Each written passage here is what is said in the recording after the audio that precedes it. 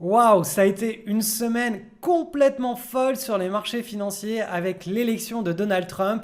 C'est simple, nos screeners sont devenus fous. Je vais vous présenter tout ça et vous expliquer ce qui s'est passé sur nos screeners cette semaine et comment il fallait gérer l'histoire. Et on verra notamment l'analyse et les conséquences de l'élection de Trump sur les bourses. On va aussi apprendre à reconnaître une bonne taille de base sur une action qui nous a été donnée en temps réel cette semaine sur une base d'opportunité daily.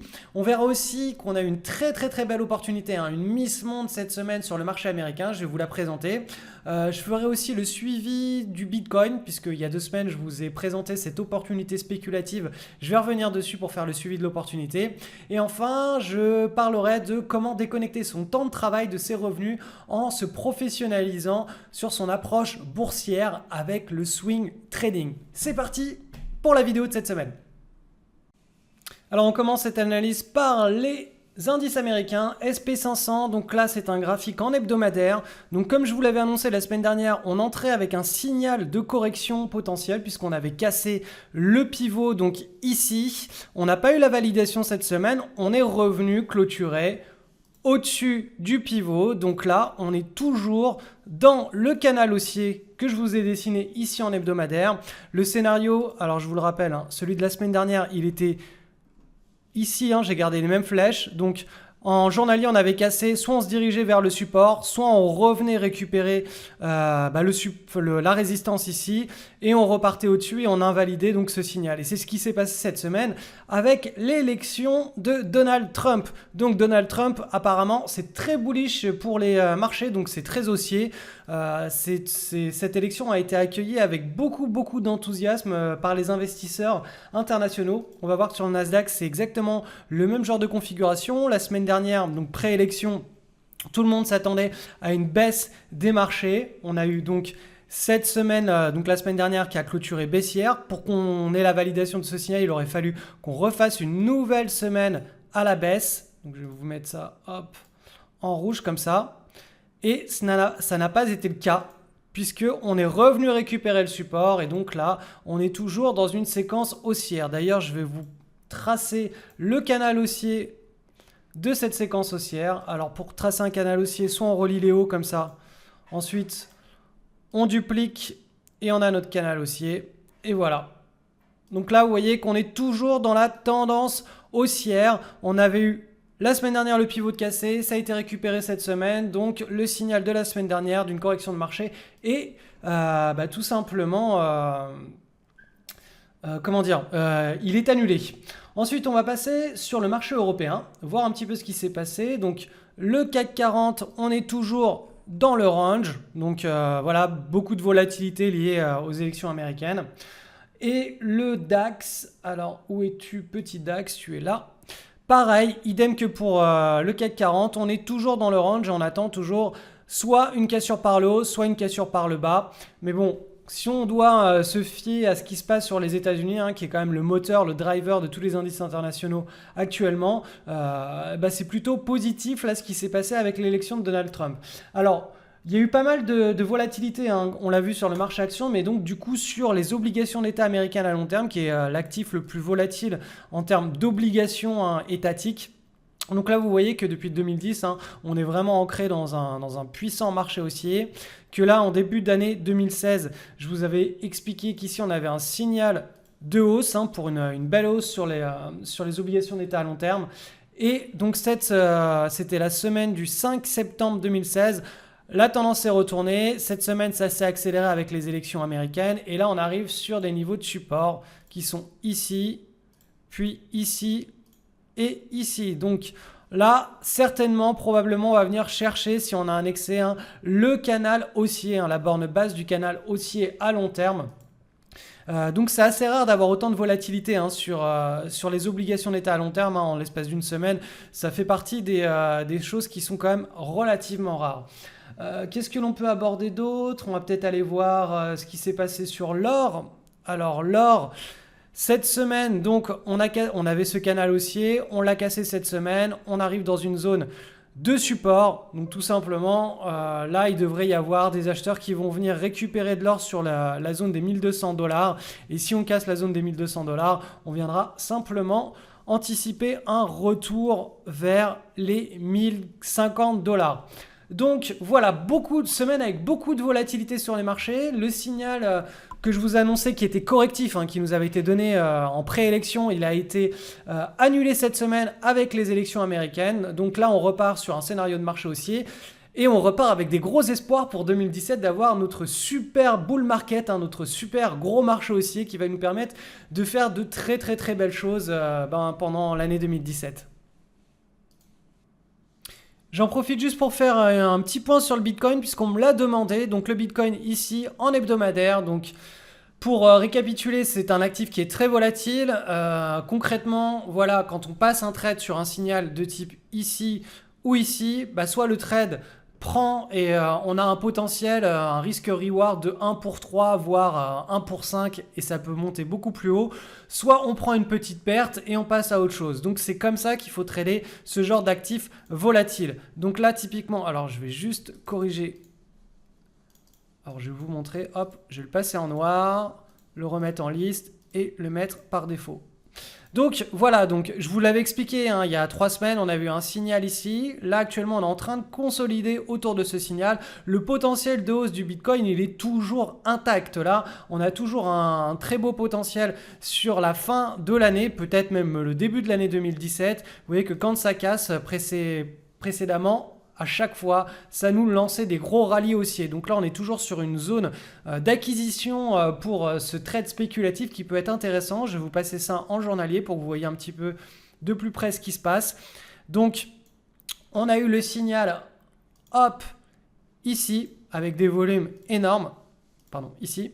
Ensuite, là, on a eu des volumes à nouveau énormes sur le plus haut. Et là, on consolide. Donc, typiquement, là, il n'y a rien de particulier à faire. Si la transaction était prise sur les niveaux actuels, là, on a ce qu'on appelle une petite consolidation qui est en train de se mettre en place. Et typiquement, pour ce genre de trade, on rentre donc sur la zone, ici sur ce graphe, des 107, 109. Et le stop est placé typiquement sous le dernier creux. Donc, voilà, ça doit être la zone environ sur ce graphique 84,4. Donc là, vous avez un plan de trade avec un actif à beau potentiel d'appréciation sur les quelques semaines et quelques mois à venir.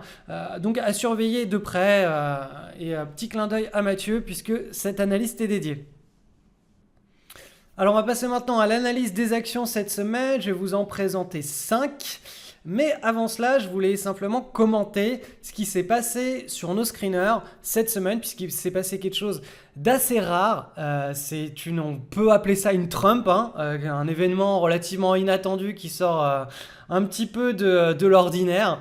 Alors, pendant les marchés baissiers, si l'on screen les marchés donc pour trouver des opportunités baissières, on va trouver énormément d'opportunités sur nos screeners. Pourquoi ? Parce que les marchés sont très volatiles quand on est dans des marchés baissiers. Il y a des séances de baisse qui sont très fortes et du coup, sur les screeners, on a beaucoup de tentatives de breakout à la baisse et on a des screeners qui sont remplis. Et c'est d'ailleurs pour cette raison que l'on va pendant les marchés baissiers, réduire notre screening sur des grosses places financières et sur des gros actifs très liquides, de manière à ne pas se retrouver chaque soir avec 100, 200, 300, 400 actions à screener, sachant que les 3/4 qui sont sur les screeners sont liés simplement à de la volatilité de marché baissier, de la volatilité de type panique. Et en aucun cas, ces screeners sont là pour nous présenter des opportunités, mais plutôt nous montrer toute la volatilité. Et du coup, on va devoir passer énormément de temps en marché baissier pour trouver les bonnes opportunités, celles qui méritent vraiment le détour. Donc, pendant les marchés baissiers, pour pallier à ce problème-là, simplement, on va réduire notre univers de screening sur les actions les plus liquides et surtout les actions que l'on peut shorter. Chose qu'on ne fait pas du tout pendant un marché haussier. Dans un marché haussier, on va scanner vraiment très très large et on va avoir très peu de résultats. Pourquoi ? Parce que les actions se comportent avec une faible volatilité, c'est-à-dire qu'elles vont évoluer de manière tranquille. C'est comme ça que la psychologie de la cupidité et de l'espoir se retranscrit sur les graphiques boursiers. C'est des émotions par rapport à la panique qui sont bien moins volatile quand on regarde les graphiques et quand on a un breakout qui se met en place, en général c'est quand même un événement assez majeur sur une action et c'est pour cela que sur nos screeners on va se retrouver avec très peu d'actions au final qui déclenche des breakouts haussiers comparativement à ce que cela pourrait être dans un marché baissier si l'on gardait les mêmes critères de sélection. Donc tout ça pour dire que Trump, lui, ce qu'il a fait, c'est qu'il a déclenché une volatilité à la hausse qui est hors norme, qui est symétriquement comparable à celle d'un marché baissier. Du coup, on s'est retrouvé avec des screeners qui ont été remplis d'actions. Et ces actions ne sont pas le phénomène d'opportunité potentielle, mais simplement le phénomène d'une volatilité, d'un choc de volatilité positive qui a été déclenché par l'élection de Donald Trump. Donc du coup, ce genre d'événement, autant vous le dire, il arrive très rarement, ça arrive quelques fois dans l'année. Mais cette semaine, pour le coup, les élèves de l'école se sont retrouvés avec des screeners remplis d'actions. La plupart des actions n'étaient pas intéressantes et ils ont dû débrider leurs screeners. Encore une fois, je m'adresse à vous, les élèves tout particulièrement, si vous n'avez pas débridé les screeners, ce n'est pas du tout grave. Ce genre d'événement, ce genre de Trump, ce n'est pas la norme. Donc pas d'inquiétude, là je vais simplement vous montrer les actions qui étaient en situation de breakout, qui étaient relativement intéressantes cette semaine et que l'on pouvait dénicher parmi cette énorme masse d'actions qui nous ont été retournées par nos screeners et qui est quand même un événement relativement, c'est un épiphénomène, c'est quelque chose qui arrive de manière très très rare. Donc pas d'inquiétude si les screeners se sont remplis énormément pour vous cette semaine, c'était lié à un épiphénomène et ça ne se reproduira pas de manière hebdomadaire tout au long de l'année. Allez, on attaque. Premier titre, Euro Ressources, coté sur Euronext Paris, il me semble que je vous l'avais déjà présenté pour le breakout ici. Là, on a eu la validation du breakout, on a dépassé le plus haut cette semaine, on a aussi eu des volumes en forte augmentation. Donc là, la barre est rouge, simplement parce qu'on a clôturé un petit peu plus bas que la clôture de la semaine dernière. Cependant, on a quand même une bougie, une séance qui est à la hausse, donc ouverture plus bas que la clôture. Donc là, cette action est relativement intéressante dans le sens où elle est ancrée dans un marché haussier, on a une base qui est correcte et on a le breakout. Le titre ROL coté sur le NYSE. Alors cette action est ancrée dans un très grand marché haussier. Le momentum s'est accéléré ici au cours de l'année 2015. Là, on a dessiné une large pattern. Elle est quand même longue dans le temps. Je vais ajuster un petit peu le pivot. Le pivot, quand vous ne savez pas trop le tracer, tracez-le par rapport à la micro-base qui est ici. Quand vous avez une belle micro-base, ajustez votre pivot par rapport à donc les plus hauts qui ont été dessinés ici. Normalement, ça devrait faire sens par rapport au reste de la pattern. Si ce n'est pas le cas, c'est que la pattern n'est pas suffisamment propre, auquel cas, il vaut mieux passer sur une autre opportunité. Donc, on avait le breakout il y a 2 semaines, et cette semaine, on a eu la validation avec un plus haut, donc action qui peut être intéressante à suivre. Autre action, alors celle-ci, je vais la présenter en daily puisqu'on n'a rien en weekly. Je vous rappelle que pour dénicher des opportunités, c'est exactement la même chose en daily, en weekly. Même si vous faites de la trader, j'ai reçu le mail d'un trader cette semaine qui trade avec mes approches sur du forex en intraday, qui a d'excellents résultats et qui me disait à quel point toutes les notions que j'enseigne sur une base hebdomadaire ou journalière, elles peuvent être transférées sur du trading intraday. Moi, c'est pas du tout ce que je fais parce que voilà, passer ma journée devant des écrans, ça me plaît pas du tout. Je suis pas fait pour ça. Après, certains d'entre vous sont peut-être faits pour ça. Je vous rappelle qu'il y a un pack day trading que j'ai mis en place dans mon espace de formation. Donc je vous mettrai d'ailleurs le lien avec tous les packs en dessous de cette vidéo et vous verrez il y a un pack day trading avec notamment la formation détecter les rushs boursiers qui permet avec l'analyse de 3 unités de temps de détecter les meilleures opportunités. Donc quoi qu'il en soit, revenons à cette opportunité, WSBF, donc ça c'est ce qu'on appelle une tight base. Alors sur le groupe Facebook privé de l'école, j'ai vu que ça avait fait couler un petit peu d'encre. Certains disent non, c'est pas une tight base, d'autres disent oui. Je vais vous expliquer pourquoi moi à mon sens c'est une tight base. Tout simplement la tight base, la caractéristique qu'elle a, c'est qu'elle se forme sur des plus hauts. Là vous voyez, tout ce qu'on a essayé de travailler ici, à chaque fois, tout ça là, c'était sur une zone, la zone de pivot, qui était le plus haut historique de l'action. Ensuite, les corrections, elles se sont faites toujours sur le même niveau. Donc, le niveau, c'était toujours le même. Et ça, c'est une caractéristique des tight bases. Quand on a une tas-séance, on n'a jamais ça. Dans une tas-séance, typiquement, ça fait toujours le premier état correctif plus bas et ensuite la micro-base. Est-ce que vous voyez ici une tasse avec une anse? Non, il n'y a pas de tasse. On peut dire qu'il y a juste l'anse ici qui est dessinée. Mais on n'a pas de tasse. On a simplement un range. Et si l'on regarde avec du recul, ce range est relativement peu volatile. Alors, vous pouvez le voir sur les bandes de Bollinger, ici, que le range est peu volatile puisqu'elles sont resserrées pendant toute la construction de la pattern. Donc, effectivement, ici, on a une taille de base. Alors, il y a des tailles de base qui sont plus propre que d'autres. Celle-ci, franchement, elle est quand même relativement propre. J'ai lu toujours sur le groupe privé de l'école que pour qu'on ait une taille de base, il faut qu'il n'y ait pas de fluctuation du tout. Non, c'est une grave erreur. Une taille de base doit toujours présenter des petites fluctuations au sein de la base. C'est-à-dire plusieurs séances qui s'enchaînent à la hausse, à la baisse, dans le range de la taille de base. Si on n'a pas de fluctuation du tout, au contraire, c'est quelque chose d'éliminatoire. C'est-à-dire qu'on n'a pas du tout de liquidité, il n'y a pas de mouvement prédictif. Voilà, si vous voulez travailler toutes ces choses-là, la reconnaissance d'une taille de base ou d'une tasse séance pour du swing trading daily ou même hebdo, il y a une formation qui est spécialement dédiée à ça, qui s'appelle EABM, Entrée au bon moment, et qui est accessible depuis l'espace de formation du blog. Quoi qu'il en soit, là on a une taille de base, là on a les volumes qui arrivent. Donc ici, pendant la première tentative de cassure, on a les volumes qui se valident ici pendant la cassure, et là enfin pendant la validation concrète et forte de la cassure, on a toujours des volumes exceptionnels. Donc ça, typiquement, c'est le genre d'opportunité de swing trading en daily à ne pas louper si vous êtes un swing trader en daily. Moi, je suis passé beaucoup plus sur une approche hebdomadaire parce que la taille de mon capital a augmenté et que je trouve que c'est beaucoup plus facile à gérer, il y a moins de positions à prendre, il y a moins d'allers-retours. Alors après, effectivement, dans un marché haussier, l'approche swing trading hebdo est moins rentable. En swing trading daily, on fait beaucoup plus de perfs, mais il faut être beaucoup plus pointu dans son approche. C'est-à-dire qu'il faut développer un niveau d'expertise plus important que sur du swing trading hebdo. Donc si vous mettez, je sais pas moi, 50 traders et que vous en avez 100, vous en mettez 50 sur une approche swing trading daily et 50 sur une approche swing trading hebdo, vous aurez un taux de réussite beaucoup plus élevé chez ceux qui ont fait du swing trading hebdo parce que les contraintes sont beaucoup moins fortes. L'apprentissage est plus aisé et c'est d'ailleurs pour ça que j'enseigne ça dans l'école. Et pour ceux qui me posent la question, non, l'école n'est pas ouverte, elle est ouverte juste 2 semaines pour les inscriptions au mois de septembre de chaque année et ensuite elle ferme et ça reste privé tout au long de l'année. Autre action détectée cette semaine, donc celle-ci sur une base hebdomadaire, je la trouve intéressante à analyser d'un point de vue pédagogique.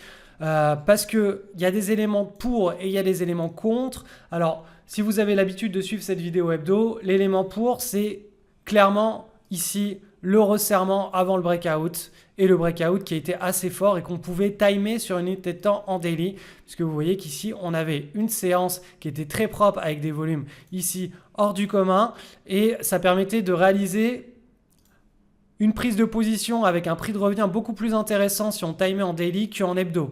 Parce qu'en hebdo, si vous regardez juste une fois par semaine, vous vous retrouvez avec un signal qui est ici et vous vous retrouvez très loin du pivot. Donc là, concrètement, pour prendre position, c'est un peu compliqué parce que l'idée, c'est d'avoir un trade gratuit par la suite, de pouvoir neutraliser la position. Alors que là, si vous prenez la position ici, le trade gratuit, il est quasi assuré en fonction du niveau de stop que vous allez mettre. Voilà, hop, le trade gratuit, vous l'avez déjà eu ou vous l'aurez certainement dans les 2 premières séances de la semaine prochaine. Donc, d'où l'intérêt de timer ces prises de position avec un graphique en daily. Donc ça, c'était pour les pour. Pour les contre, je trouvais qu'il y avait un petit peu trop de volatilité ici sur cette correction. Donc là, on a une grande tasse avec une anse. Et voilà, là, je trouvais qu'il y avait un peu trop de volatilité. Après, la tendance est belle et propre. Quand vous avez ce genre d'événement, vous pouvez aller voir. Là, c'était certainement dû à la crise asiatique. Donc ça, on ne compte pas. C'est un creux de... alors, je vais vous le montrer en journalier. Quand on a des événements exceptionnels avec un creux de liquidité de type Trump ou de type... crise asiatique, il me semble que c'était ça, crise asiatique fin août. Donc les marchés ont ouvert très bas, ils sont revenus clôturer pratiquement au niveau de là où ils avaient clôturé la veille. Donc ce genre de choses, vous pouvez l'analyser et le voir sur les 3/4 des actions du marché. C'était simplement un épiphénomène qui n'entre pas en compte dans la validité du comportement général de cette action, donc des investisseurs sur cette action. Et dernier titre enfin, alors celle-ci, bravo à tous les élèves dans le groupe privé, ceux qui l'ont remarqué. c'est une Miss Monde. Alors, Miss Monde, hein, l'action part de 10, elle arrive à 20, elle prend 100% depuis le début de l'année. On a une magnifique tasse avec Anse, on a les volumes sur le breakout. Et bien sûr, ça c'était un trade que l'on pouvait timer en journalier pour améliorer son prix de revient. Alors si vous souhaitez arrêter de jouer en bourse et vous professionnaliser dans votre approche des marchés financiers, adoptez le swing trading, tout simplement parce que c'est une approche qui respecte votre rythme biologique, qui respecte votre entourage, votre activité parentale, professionnelle, vos amis. Voilà, c'est une routine de 15 à 30 minutes par jour. C'est pas quelque chose qui vous réclame d'être toute la journée devant vos écrans et de surveiller la bourse et qui génère du stress pour vous. Non. L'approche de swing trading, ça vous permet de gérer de manière professionnelle un portefeuille boursier qui va obtenir des performances comparables à celles des meilleurs des traders tout en ayant tout son temps de libre. Alors, sur la page, le lien est juste en dessous de cette vidéo, vous avez l'accès à tous les packs que je vous propose. Je vous ai notamment proposé dans cette vidéo le pack intraday pour ceux qui veulent faire de l'intraday, même si ce n'est pas moi ce que je conseille et ce que je vous recommande. Sinon, vous avez tout un tas de packs avec tout en bas de page les 3/4 des packs qui sont réalisables et qui sont accessibles pour vous. Si vous avez des questions, n'hésitez pas à m'envoyer un email. Hein. Je peux aussi vous faire un pack sur mesure qui ne fait pas partie de tous les packs que j'ai créés en bas. Quoi qu'il en soit, la bourse, c'est pas quelque chose qui s'improvise. On doit mettre en place des routines, on doit avoir des systèmes pour savoir reconnaître les bonnes opportunités, quand rester en dehors du marché, quand entrer ou sortir, comment suivre la tendance des marchés. Et surtout, le money management, c'est la chose la plus importante. C'est ce qui décourage la plupart des traders novices ou même des traders confirmés. À partir du moment où ils ne respectent pas leur money management, il y a 100% de chances pour qu'à moyen terme ou même à long terme, ils explosent leur compte. Et nous, on est vraiment là, pas pour faire des coups de bourse, on n'est pas là pour faire des écarts à la moyenne de 1000 ou 2000% sur son compte, on est là pour se professionnaliser et pour apprendre un métier. Ce métier, il est très peu compris par la masse, par la norme. Pourquoi ? Parce que normalement, un métier, c'est se lever à 8h, rentrer à 18h, travailler dur toute la journée pour gagner un petit salaire. Et si on fait des heures sup, on arrive à augmenter la taille de son revenu. Mais dans l'esprit collectif, le travail égale un revenu. Donc plus on travaille, plus on gagne, moins on travaille, moins on gagne. En bourse, ça n'a rien à voir. Il y a une distribution, le capitalisme a une distribution de la richesse qui n'a rien à voir avec l'effort fourni. Il faut simplement apprendre à s'exposer à des accidents, ce que j'appelle des accidents positifs de richesse, tout en gérant son risque. Donc on ne sait jamais quand est-ce que l'accident positif de richesse va arriver. Par contre, le risque, on le maîtrise en permanence. Et c'est pour ça que le money management associé avec une bonne routine qui respecte le rythme biologique de chacun d'entre nous, c'est vraiment une formule. Voilà, c'est pas une formule magique, mais c'est une formule qui se vaut, qui a vraiment une grosse valeur si vous voulez vous professionnaliser dans la bourse. En tout cas, quoi qu'il en soit, je vous souhaite une excellente semaine pour les marchés et à très vite.